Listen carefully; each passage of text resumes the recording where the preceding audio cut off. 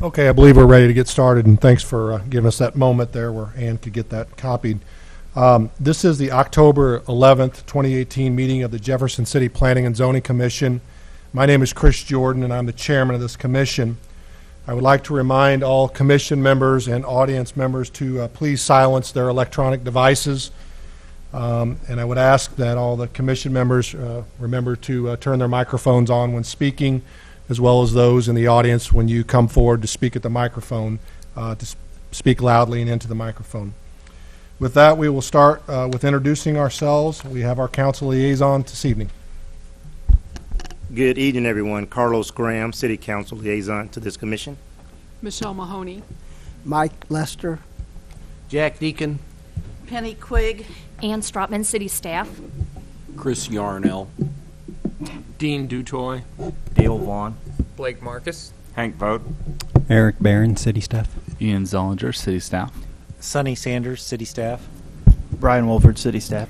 Anna Naniski, City Staff. Thank you. Procedural matters. The City Code authorizes 9 regular members and 3 alternates. Alternates are designated to vote upon the absence or disqualification of a regular member. A quorum of 5 members or alternates is necessary to conduct business. I do believe we will have quorum tonight. The regular members will be Jack Deacon, Dean Dutoy, Michael Lester, Michelle Mahoney, Blake Marcus, Dale Vaughn, and Chris Yarnell. Our alternates this evening are Hank Vogt and Penny Quigg. And unless someone is disqualifying themselves, we will ask that Hank Vogt participate and vote. Penny, you can participate but not vote at this point. I have a call for cases. If someone would just at least raise their hand so that we know there's someone here for each case. I have case number P18024, the 2700 block of Route CC. I do believe we have a request for continuance. Yes, that's correct. Okay. We have case number P18025, 500 East Miller Street. It's an special exception for a permit of a short-term rental. Is someone here to present that? Thank you. Our next case is case number P18026, 105 JC Drive. It is a rezoning from M-2 and RS-3 to C-1 and comprehensive plan amendment. Is there someone here to present that? Thank you. As I mentioned earlier, we have received a request for continuance for our first case. Is case number P18024. Ian, if you tell us a little bit about why that's being done. The owner is not present and has requested that he be granted a continuance so that he can address any concerns and issues that have been arising with the rezoning. Okay. Do we need to do anything procedurally on that, or does that automatically just happen?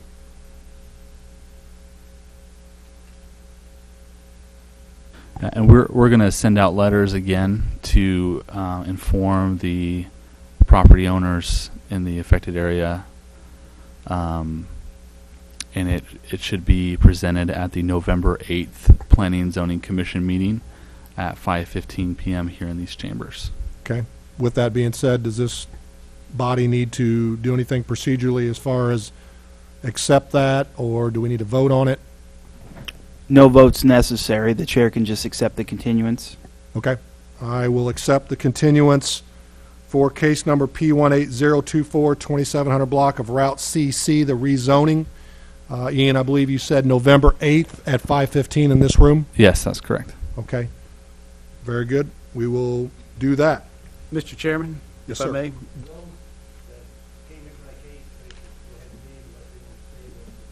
Is there anyone here that was for the rezoning on the Route CC? Okay. Well, sorry that you guys made the trek here this evening, and we're not going to deal with that. We do appreciate it, but as we mentioned, there has been a continuance, and on the November 8th, we should hear that case at that point. I believe city staff will be sending out notices to property owners within 185 feet, so you should get a notice from them. If you'd like to call City Hall, a day or two before just to see if there's anything else, a continuance or anything, so you don't do it twice, that'd be great. But no need to stay unless you just want to. Thank you guys for coming this evening. Thank you, Jack. Next, I will ask, is there any reason to reorder the agenda? No. Okay. Ian, if you would, please read the format and the hearing of order of testimony. Thank you, Mr. Chair. I would like to briefly describe the procedures of the commission. The proceedings of the meeting are being recorded, so please step forward to the microphone when you speak and give your name and address for the record. The standard order of each case is as follows. After the introduction of the request by city staff, the applicant or their consultants will provide information on the request. The opening presentation by the applicant shall be limited to 10 minutes unless additional time is granted by the commission. The applicant shall have 3 additional minutes for closing testimony if requested. We will then ask to hear from supporters of the request. We will then ask to hear from opponents of the request. We will then ask to hear from anyone else who wishes to speak on the request. Testimony shall be limited to 3 minutes unless additional time is granted by the commission. City staff will then make their recommendations on the request.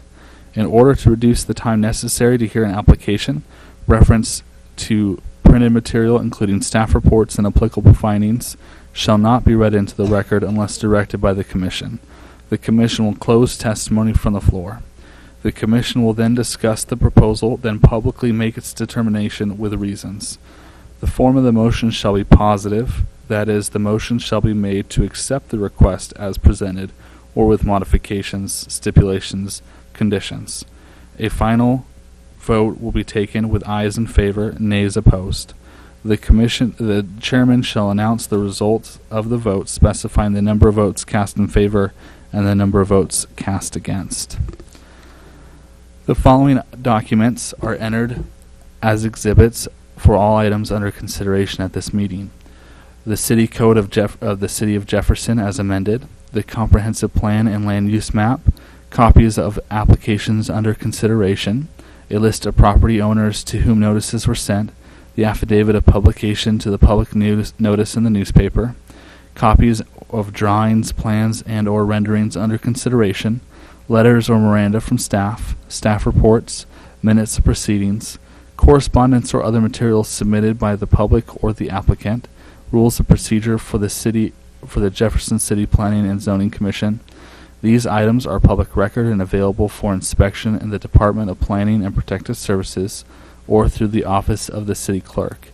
Please be advised that any items that are presented, distributed, or otherwise received pertaining to the cases under consideration become the property of the commission.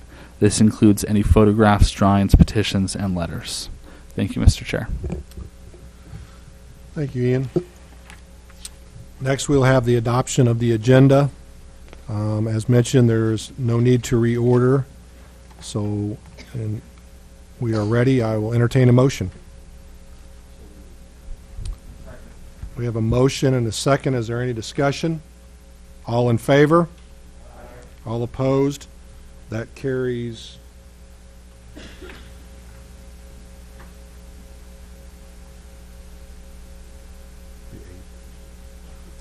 Okay. Motion carries 8-0. Ann has provided us the minutes for our last regular meeting of September 13th. Take a few minutes to look through those if you haven't already, and when the commission's ready, I'll entertain a motion.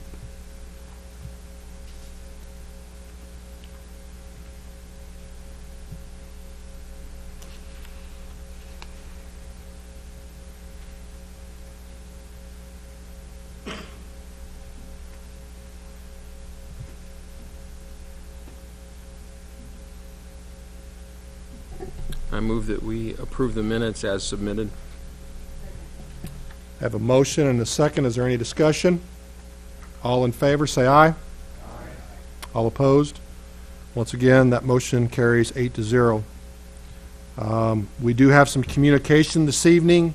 Some of the communication is for the case number P18024 that has been continued. That will be forwarded back onto us the next time it is on the agenda, which is scheduled for that November 8th. We have also received communication, one of those yet this evening, for our last case, case number P18026 at 105 JC Drive. It's a rezoning, so you should have two pieces of communication from Julia Gamfer and the Hamlers on that. Next, we'll move on to our new business public hearing. As I said earlier, case number P18024 has been continued, so we'll move on to our next case.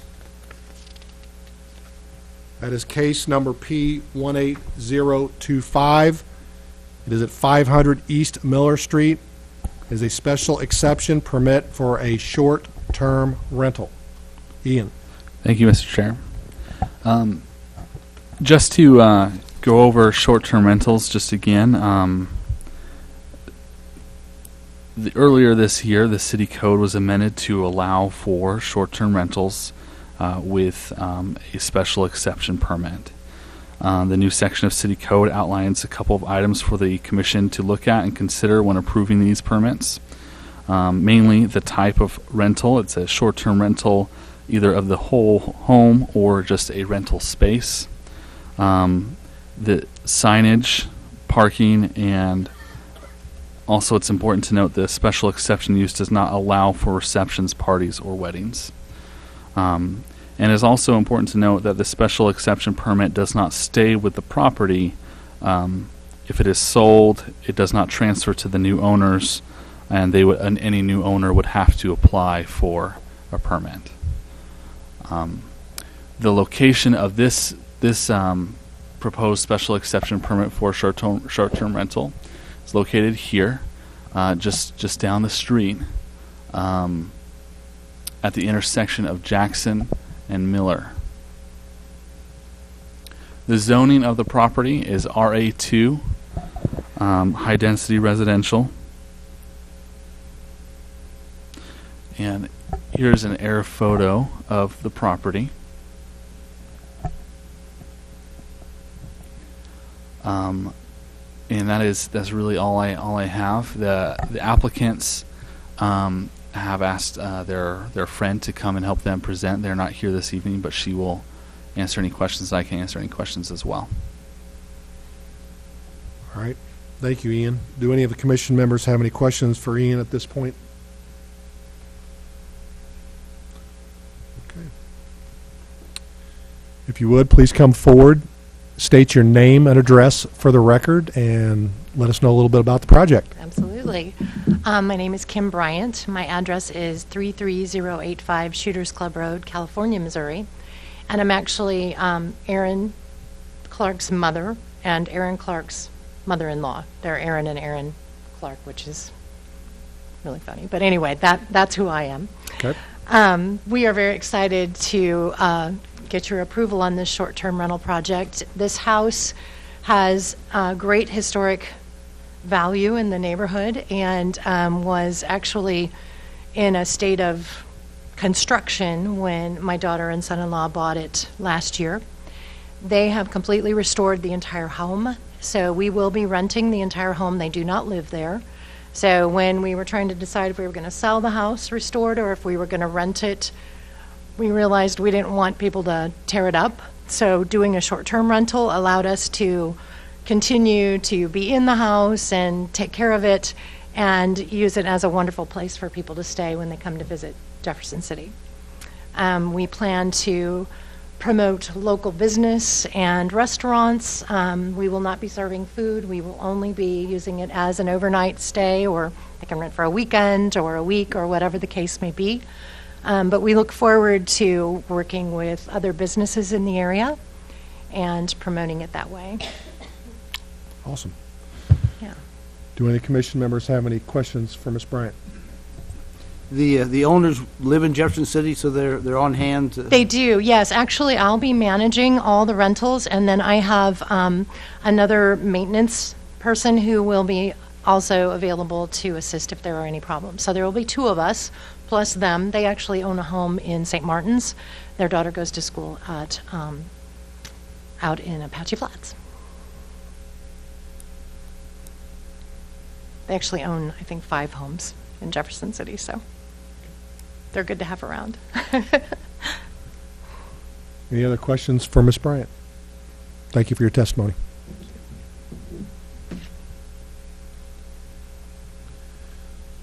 Typically, what we do here is after the applicant has given their testimony, we have 3 portions where we say that people in opposition, people who are in favor of this request can come up and speak. People in opposition will be next, and then those that are neutral are final, just so everyone understands if you have a position on this request. So first we will start with, is there anyone present who would like to speak in favor of this request? If so, please come forward and give your name and address for the record. I'm seeing none. Is there anyone in the audience who would like to speak in opposition to this request? If so, please come forward and state your name and address for the record.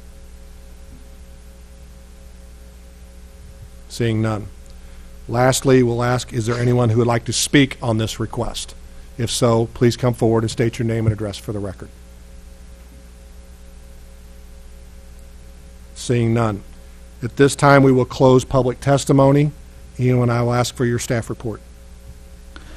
Staff recommends approval of the proposed special exception permit. The applicants have addressed the necessary criteria for a short-term rental. Thank you, Mr. Chair. That was short and sweet. Do any of the commission members have any questions for Ian or other city staff at this point?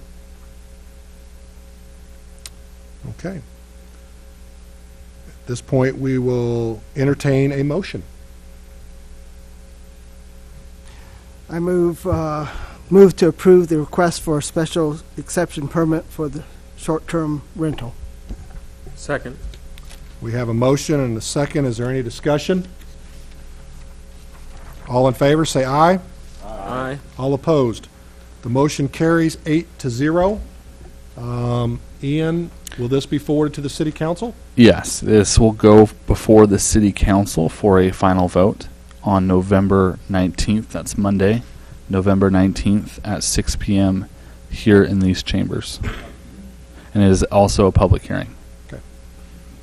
Very good. Once again, that will be November 19th at 6 p.m. And once again, it is a public hearing, so you could come and speak at that meeting if you wish. We will move on to our next case.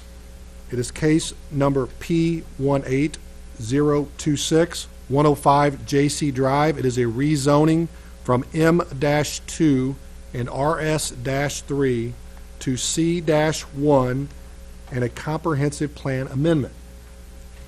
Ian, if you would, tell us a little bit about it. Yes. Thank you, Mr. Chair. The property is located here about half a mile east of the intersection of 179 and West Main. It has frontage along JC Drive and West Main as well. Here's the zoning map just to show you. The zoning of the property is M2, and also a portion of the property is zoned RS3 residential. Here is, so you have this request is coming in 2 parts. Is first to amend the development plan map of the comprehensive plan to commercial, to designate this property here as commercial, and then the rezoning. So here is the development plan map of the comprehensive plan, and as you can see, the property has 3 designations: commercial, industrial, and low density residential. And so the portion of the request is to amend that to show this as commercial, so that it can be rezoned to C1 neighborhood commercial.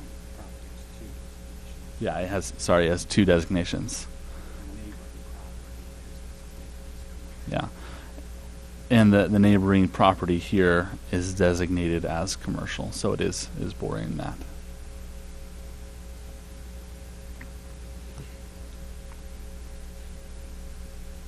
And here is an air photo of the property. And the purpose of the request was to facilitate the future development of the property as a sports complex practice facility and indoor athletic facilities and gymnasiums are a permitted use of the C1 zoning district. The applicant and their consultant are here to answer any questions, and I would be happy to answer any questions as well.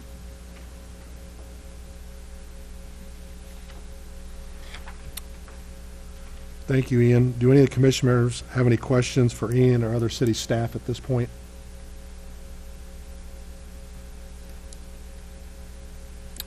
All right, seeing none, is there someone in the audience who'd like to come forward and state their name and address and tell us a little bit more about the project? Good evening. Patrick Kramer, Central Missouri Professional Services. As Ian mentioned, this property is currently, well, I should take that back. Ian didn't mention that. This property is currently owned by the Sampson family, and their intentions are to sell this property. There's a parcel division that for that transfer to occur is currently being finalized. The prospective buyers, who I'm representing here tonight, are Kurt Howell, Mark Gerlach, and Joe Lopez and their families. A few of them are in the audience with me. The JC Industrial Drive area is currently a mix of industrial and commercial office uses. Previously, the existing site was utilized as a warehouse and distribution center for roofing materials. There was also a gas distribution facility within the same block on Industrial Drive. We believe the existing facility on the site date back somewhere in the 1950s or 1960s, and also believe they have reached the end of their useful life. The buildings will be removed with the exception of a small portion on the southwest corner of the site. And Ian, if you pull up, I don't know if you got that correspondence I sent you. Okay, so do you want to point to? If you look up on the screen here, this is the proposed structure that we plan on building, and this area right here is a portion of what would remain. Give you a little bit more information about the proposed development. We propose to construct an approximately 26,000 square foot community activity building with the intentions to provide space for a year-round sports practice facility. There would also be a mezzanine provided in a portion of the building to have some of the other intended uses within the facility.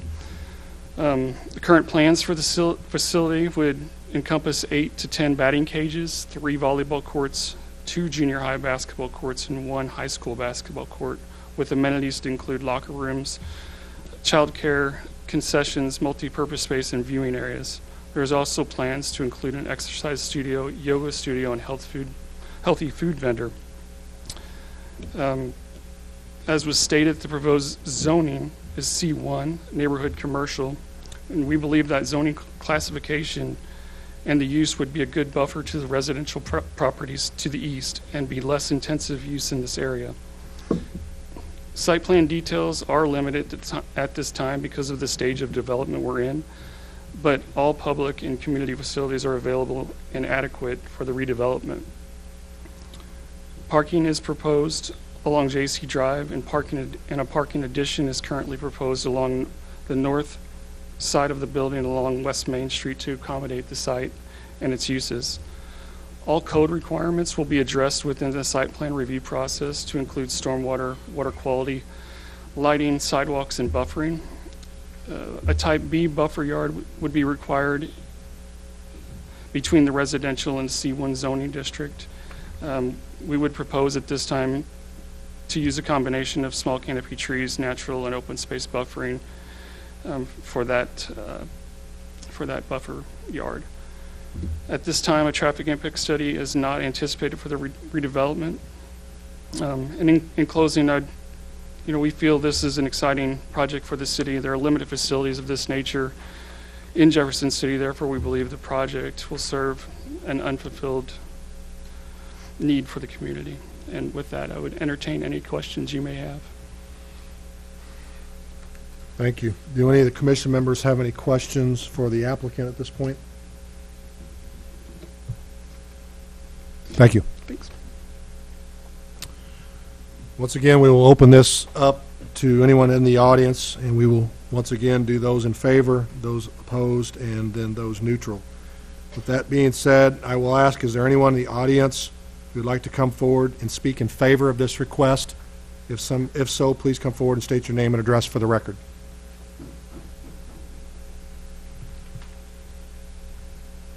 Hi, my name is Janet Sampson, the owner of the property. I believe that these guys will do a great asset to this property that has kind of been sitting there for quite a while. And it'll be great for the kids that they're wanting to bring in and for the community. And I hope that you all will consider that when you look at this program and approve it for them. Okay? Thank you. Don't run off on me. Oh, Let me okay. ask if anybody has any questions for you. Do any of the commission members have any questions for Ms. Sampson? I got one just question. I probably should have asked since Missouri Professional Services this, but is the line that goes down the back of the property, is that a vacated alleyway? Is that an old? Is that what? Is it a vacated alley, like the in the back of the property? There's like the property line and there's another line. No. There Is it just a is- setback line, maybe? There's a, okay, it has another commercial building there, and there's an easement. There is a easement and an alleyway for traffic to go back there for the other, actually for both properties. Okay.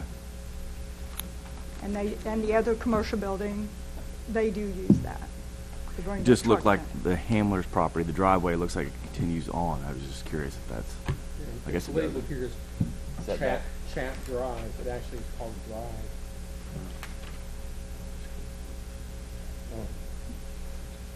Anyways, doesn't matter. I'm just Okay. curious if it was Okay. vacated alleyway. Okay. Ms. Sampson, if you could, for the record, give us your address, please, where you As live. far as my home address? Yes, ma'am, please. Oh, okay. 9606 Branch Road, Lowman. Thank you. Got Any it. other questions for Ms. Sampson at this point from the commission members? Thank you. Okay, thank you. Is there anyone else in the audience who'd like to come forward and speak in favor of this request? Mr. Chair, if I may, since there was a question on it, what was that question answered or? Yeah, it just looks like that driveway looks like it could be Okay. used. I didn't know if I that certainly could ask the consultant to come back up and answer any I think questions. it's- I believe that there once was a house there at one point, and that is the driveway for that old house.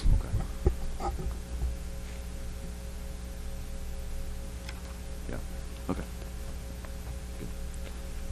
Once again, is there anyone else in the audience who'd like to speak in favor of this request? Seeing none. Is there anyone in the audience who'd like to speak in opposition to this request? If so, please come forward and state your name and address for the record. Seeing none. Lastly, I'll ask, is there anyone who'd like to speak on this request? If so, please come forward and state your name and address for the record.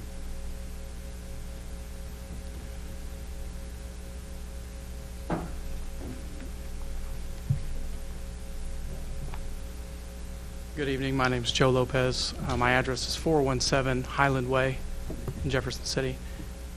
Just wanted to say thank you guys for considering our request. That's really all I have. Okay. Don't run off on me. Is there any commission members have any questions for Mr. Lopez? Thank you, sir. Appreciate that.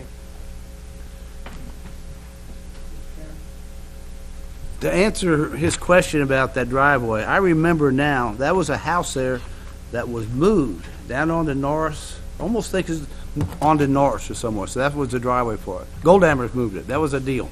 So where the parking lot was at, that's where the house was? No, that was a driveway to the house. There's a house that was set there. On that? On that Where the lot. building, the warehouse They is at? jacked it up, put it on a big skid, and they drove it down to Norris, and Goldammer's big machine was going sideways going down that hill. What year was that? I remember it, I was there. Yeah, I think Mr. Deacon is correct that the lot where the parking lots are proposed, there was a house on that, and I don't know if it was moved because of the overhead power lines that were in there. I don't know that situation, but I do believe at one time there was a house on that property. And I'm not going to tell you what year that was either. Right. Yeah, actual and effective age is all questionable. Once again, is there anyone else in the audience who would like to speak on this request? Seeing none, I will close public testimony. Ian, I will ask for your staff report. Thank you, Mr. Chair.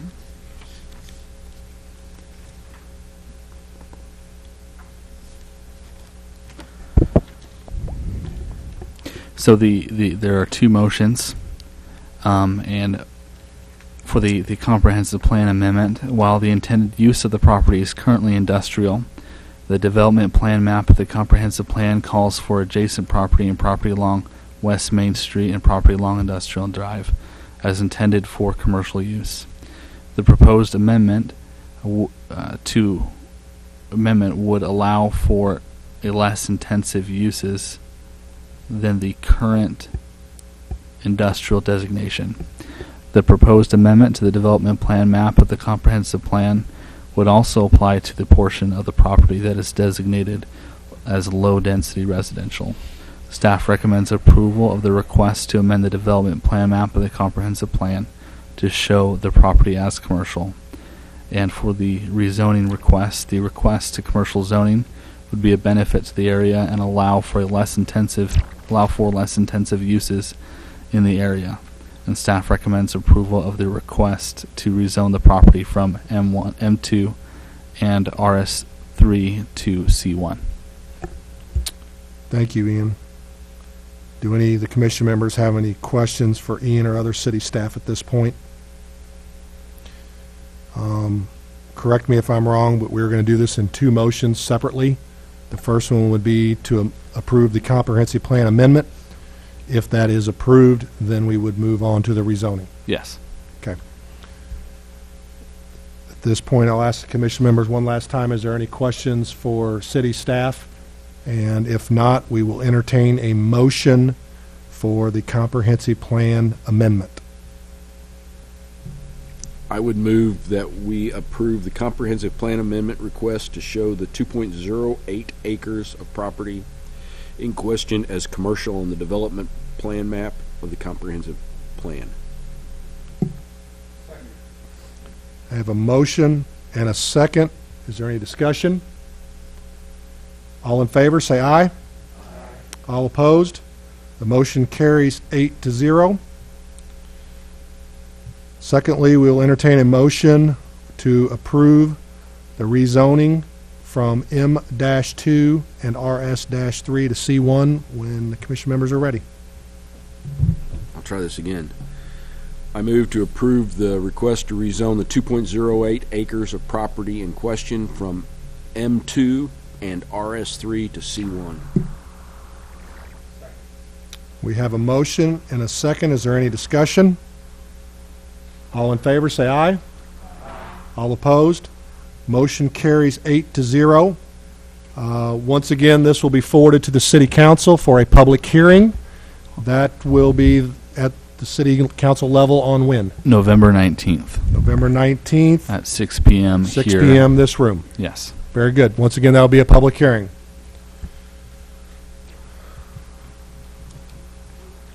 Lastly, we'll move on to other business.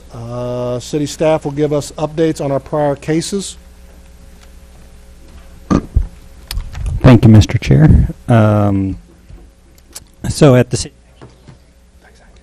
City Council level, there are three cases that were recently approved, I think, since the last meeting.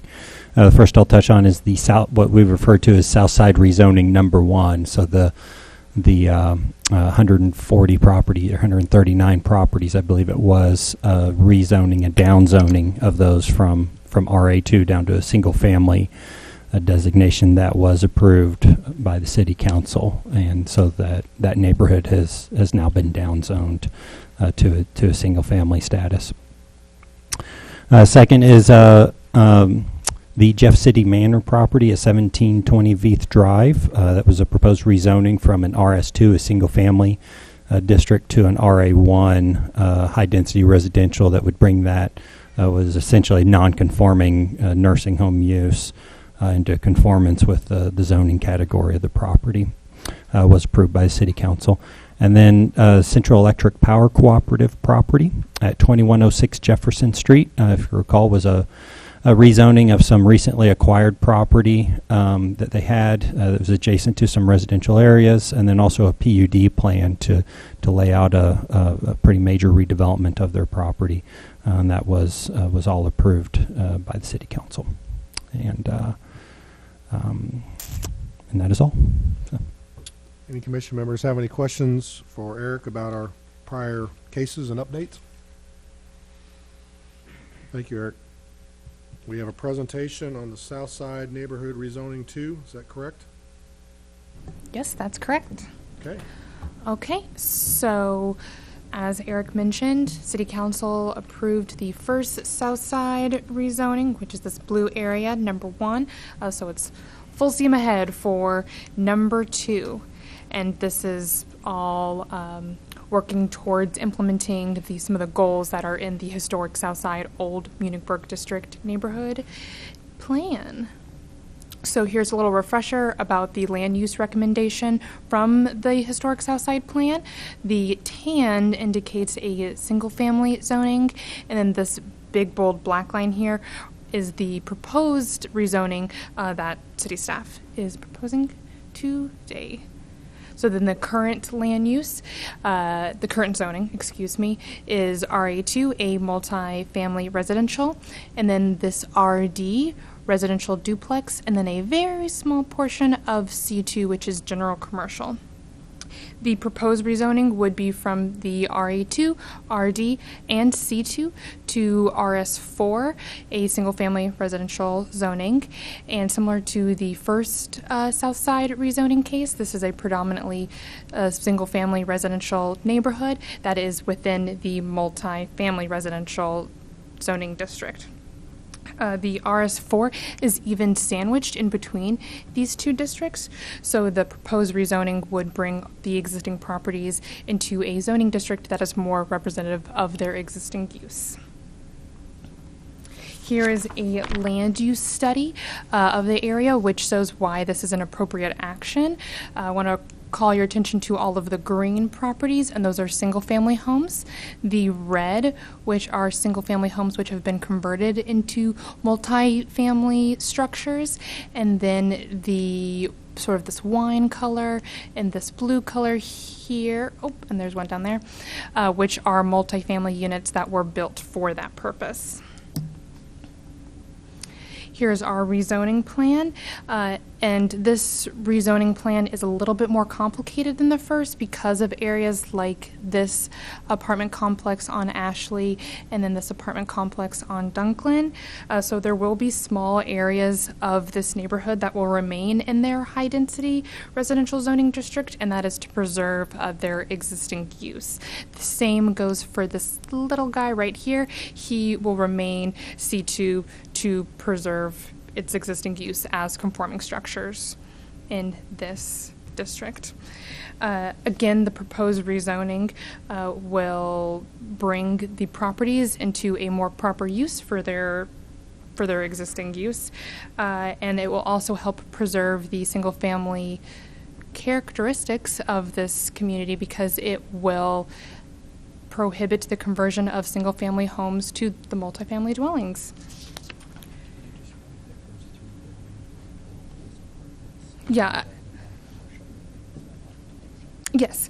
So again, to reiterate that these structures were built as multifamily structures, as apartments, versus the other ones which were single-family converted into multifamily.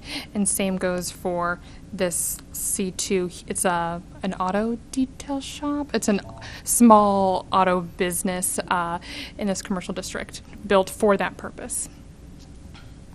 here is our proposed timeline. We'll be having a neighborhood meeting on October 30th, and that is so members of the community can come learn a little bit more about the rezoning and speak to city staff prior to the planning and zoning case on November 8th.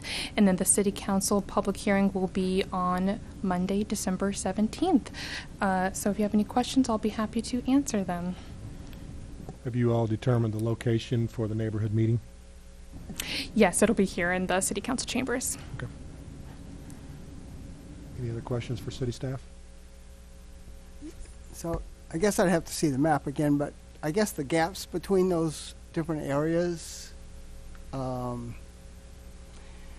guess the other one, those gaps are because they're already zoned correctly, is that? Yes, this apartment complex on Ashley. Well, no, I mean between the 5 or 6, yeah. Oh, this right here? Yeah, the screen doesn't show it very well. The two different shades of green, I think, kind of merge into one here, but there are a couple different zoning districts there.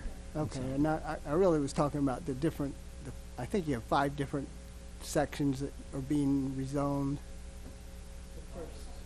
Yeah, the first. Yeah, so the next. Yeah, oh, this one. yeah. So the gaps between those, so those are already appropriately zoned. Is that why they're gaps, or? In gaps, you mean? So it's like this was the first rezoning we did. Now we're working on this phase, and there could potentially be 3 more. Yeah, between the red one and the yellow one and the blue one. Yes, for the most part, they conform with the plan. I mean, not entirely. This is a phased rezoning plan that staff put together in order to accomplish the land use plan that's laid out in that neighborhood. It may not match up perfectly with the recommendations in that plan, but it does for the most part. So I think generally saying is like, yes, in general, they're already zoned according to the plan.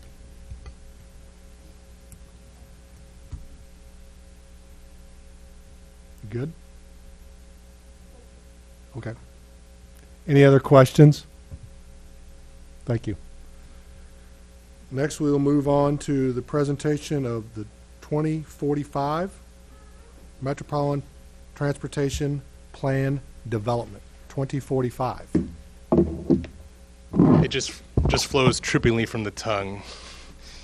So I've come before you. My name is Alex Rotenberry. I'm a transportation planner here at the City of Jefferson. You may remember me, some of you that were here earlier this year. Prior to Ian Zollinger being hired on, I was assisting Eric Barron in doing planning and zoning cases. And I've also presented a few times on the other side of planning that we do at the city, the transportation planning side, through CAMPO, the Capital Area Metropolitan Planning Organization. We did that transit study earlier this year. We had a transit thing last year. We've come to you several times before. So this evening, I'm going to try to make my remarks brief, but I was hoping to do a couple of things. One was to kind of introduce this plan. We're doing an update of a federally required 5-year long-range transportation plan for our area, which does include the entirety of Jefferson City, as well as it goes up to Holt Summit, as far west as St. Martin's, as far south as Wardsville, and as far east as Taos, as well as some unincorporated portions of Cole and Callaway County. So this plan is our long-range transportation plan. It functions in a way kind of like the city's comprehensive plan, which you have dealt with and just amended earlier this evening, or recommended for changing and moving on to the city council.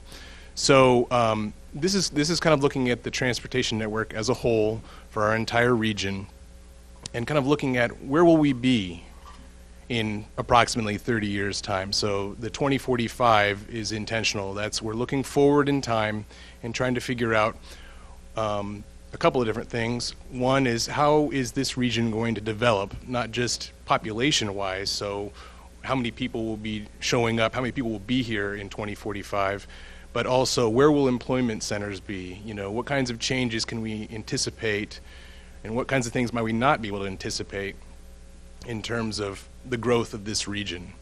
And so I'm coming here today because I've been going. We're split. There's two of us that are going to different to our regions, and the municipalities in our regions, as well as here in the city. We're trying to.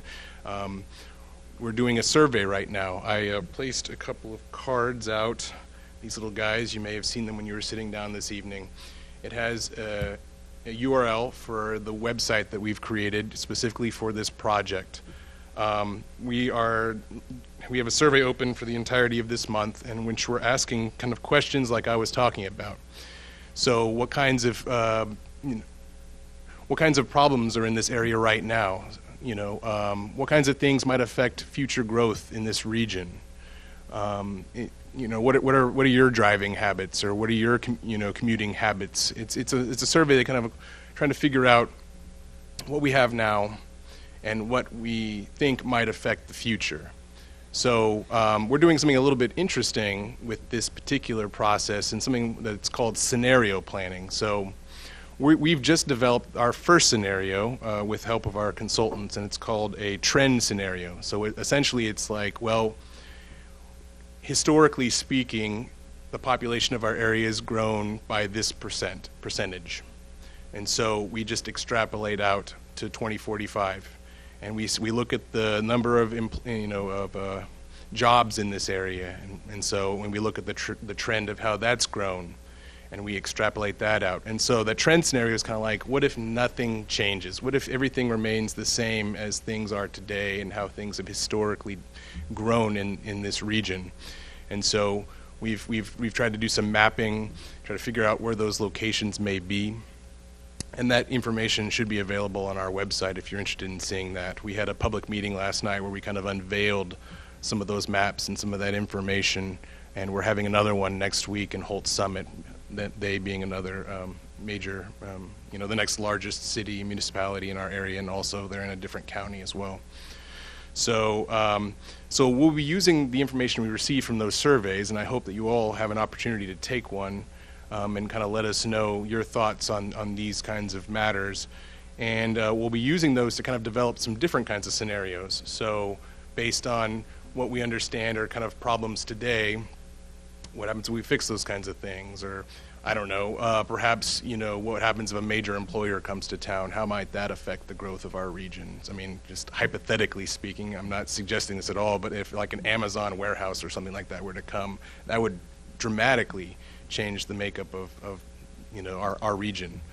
So we're looking at those, and then once we have those other two scenarios, we'll come back with all three, the trend scenario and these other two that will be developed in the winter, and in early 2019 we'll do another set of public meetings asking people to kind of talk about what they think is the most realistic possibility out there. And that will result in what we call our preferred scenario. We'll finish writing our plan, and part of that process we're doing something called a travel demand model, which is going to be looking at, based on comments, based on the data, and see where the problem areas are, and that produces a list of infrastructure projects that will be given to our municipalities. And this was done 5 years ago when we last updated our plan, and our municipalities have built them all. They were instrumental. This plan was very helpful for them to, put forward on their ballot initiatives for the tax, the infrastructure tax, et cetera.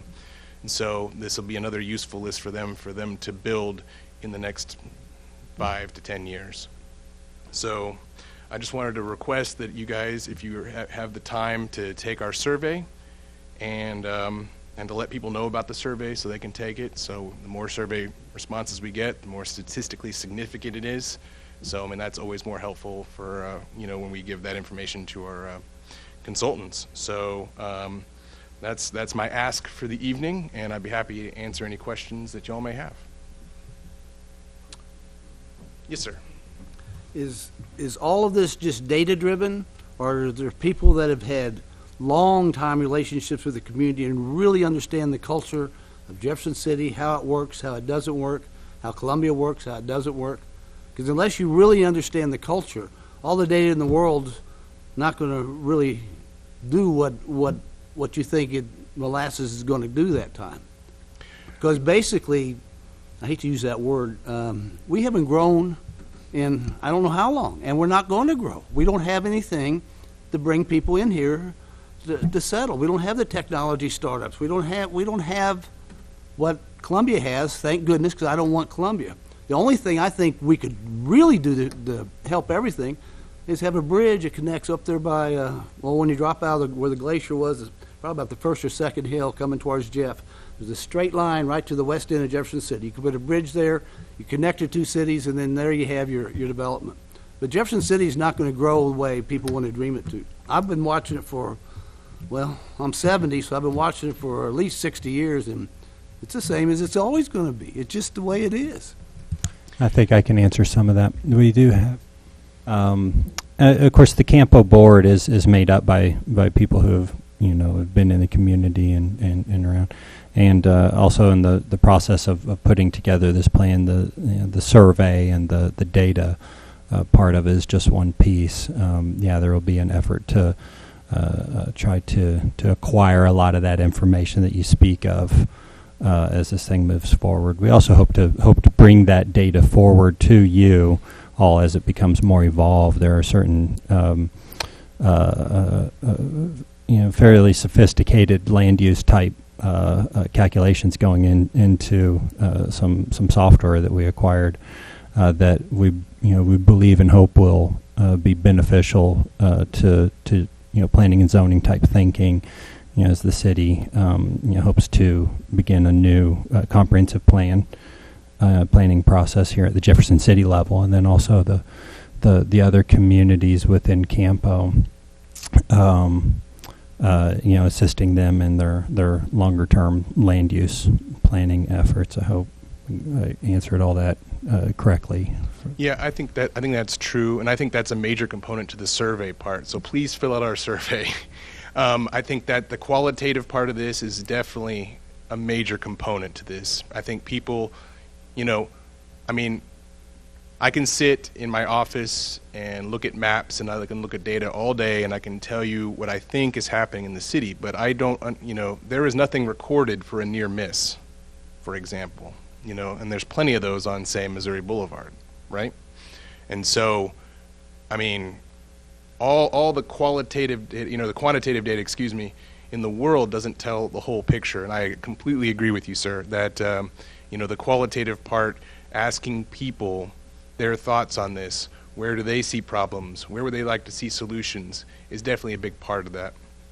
And as Eric mentioned, I didn't mention it before, but this portion that we're working on now will actually serve as a part of or the entirety of the transportation section of the update to the comprehensive plan. So we're kind of, the better data we get, the better plan we write, the better section of the update of the comprehensive plan will be. So this will actually directly affect y'all at some point in 2019. So we anticipate completing this project by May of 2019.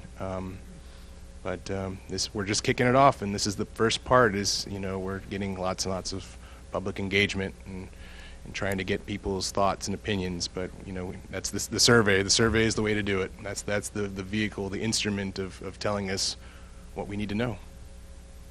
Mr. Chair, may I make a comment? Sure.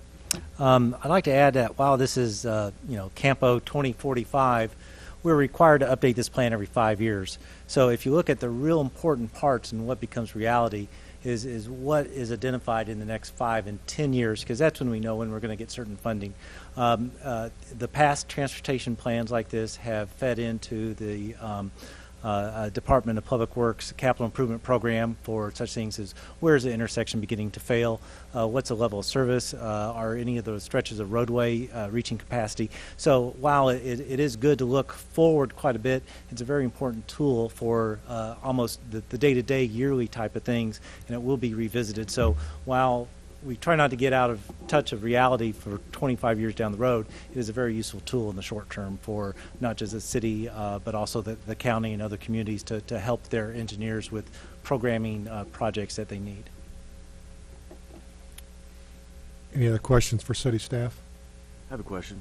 Yes, sir. Do we know the actual growth of Jeff City, like a percentage type of growth? Like as far as people moving, like Nashville has like staggering number, like 80 people move there a day, you know, something like that. Do we know the number on that? It can be a little hard to gauge that. There's a significant amount of people that live outside of Jeff City. So, in speaking of the growth of Jeff City, I mean, there's a lot that's just outside the city limits, and so a lot of the data is kind of, well, you know, built around those political lines. It'd be hard to answer that question in this setting, I'm afraid. Do you know what the last census statistic was? Just by chance? No, off the top of our head. I'd have to. Right around 44,000. Last time I read it a couple years ago, I think we had maybe a net increase of 12 people over the year before. The surrounding area has grown almost exponentially, but they don't have the retail or the manufacturing. There's nothing that supports it other than the property taxes. If I'm not mistaken, to become an MPO, we have to be at, that area has to be at 50,000. Is that correct? That is correct. And we had attained that back in 2003. Yes, sir. But the MPO incorporates every community within. Right. It's within that boundary area that the MPO is drawn around. Yes, sir. Jack, if I remember correctly, that growth is not as exponential. I mean, if you look at in 1960, the city of Columbia and the city of Jefferson were about the same size. They were very, very close. Now we're not even. And I agree with you. I don't want to be there. I'll make two comments. One, Jack, is, and I'll date myself a little bit as well tonight. While I was in high school and college, I worked for the Parks Department, and I remember when they started building the Greenway Trail, and I might have told this story once before, but they started down in Dunsing Fields and all that, and they got a federal grant.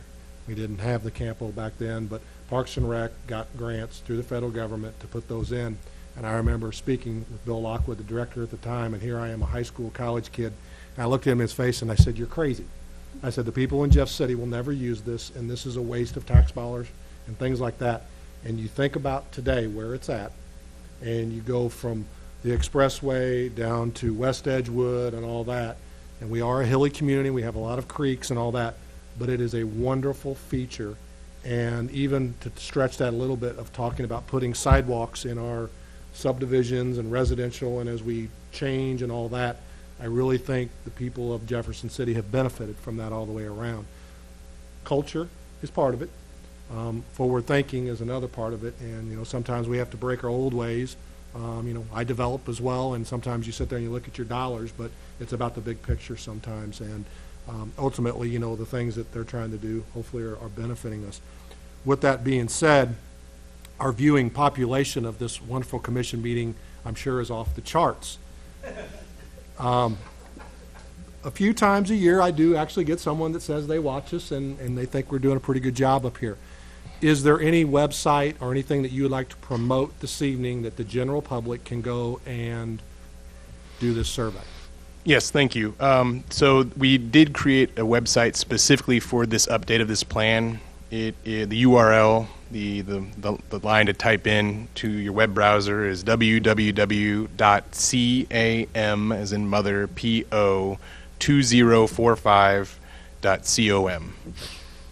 And I'm assuming that that is on the Jeff City website as well somewhere? No? No. Well, I think we have reference to it on the Campo side of the city website, but this is a completely independent website that we've created specifically for this plan, and it has meeting dates, it has all kinds of additional information that at the public meeting, for example, we had last night that should be there. So awesome.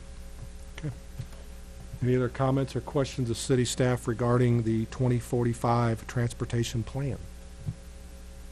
Thank you, sir. Please take our survey. Take the survey.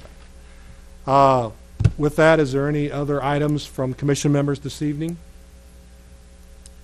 I declare us adjourned. Thank you, everyone, for coming tonight.